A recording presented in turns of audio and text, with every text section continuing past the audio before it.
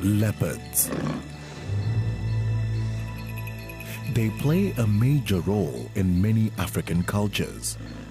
Their skins are a symbol of status, ceremonially worn only by chiefs, dignitaries, and royalty.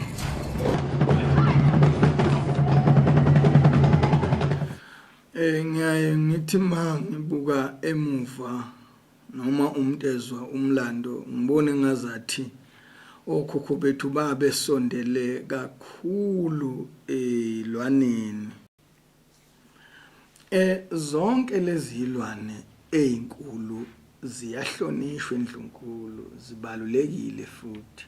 Owawungeke usithinte okwakuba kuyo kusuka ekhaya umithe ifuna inyathi ibalile, mhlawumbe ithe ifuna inyathi, mhlawumbe ithe ifuna wona ubheja ngesizathu leso esasisuke kungesithile.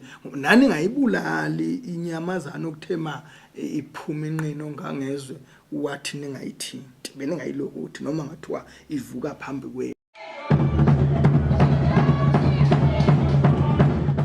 Ngisho inkosi yethu yohlanga sibiza ngesilwane sithi ingonyama, sibe sibize ngesilo siyisilo. Ngakho lokho kuyakhombisa ukuthi sihlonipha kangakanani ilwane. Ngathi umuntu esimhlonipha kunabo bonke abantu simbize ngamagama ezilwane. 17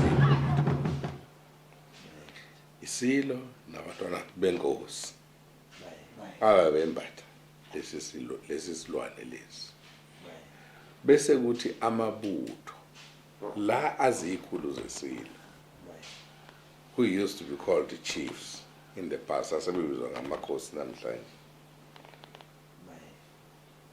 Esingasho singakufihli ukuthi lokho kwalamakhosi asebizwa namhlanje bangamakhosi anikezwa lokuzabe uphawu asondele eduze kwesilo ngoba phathele isilo izwe.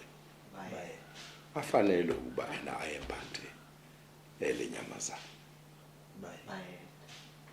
Enza amabheshu kahle, nemqhele kahle, namambata kahle.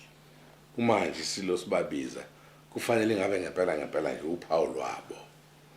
Ngicabanga ukuthi okukhulu kakhulu ngempela yuthando lwabantu bakwaZulu abathi lokhu akumfanele nje umuntu, kodwa lesi sikhumba sifanele ukuthi mase sigqokwe na ubuso ubona ukuthi awulogqoke okwehlukile ube nalokho nje sinikeza isiqi esipheleleyo. Nanamhla ngicabanga ukuthi kusenjalo, ayithintwa ingonyama engashilo ukuthi ibulawa abantu bengakazenzeli nje basebezenzela nje. Imvunulo yobukhosi enikeza isiqi sobuhle nesithunzi, kodwa okukhulu ibuhle, kodwa futhi kubhekisiswe ukuthi nobuqhwaga bazo bungakanani.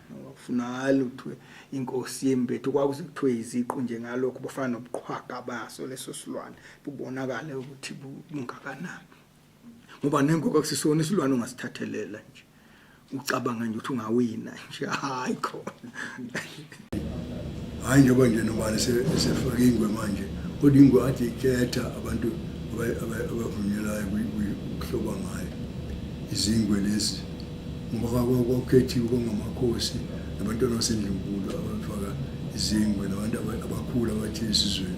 Ungayithingi noma ubani nje angafaka ingwe njengoba sekwenzeka manje.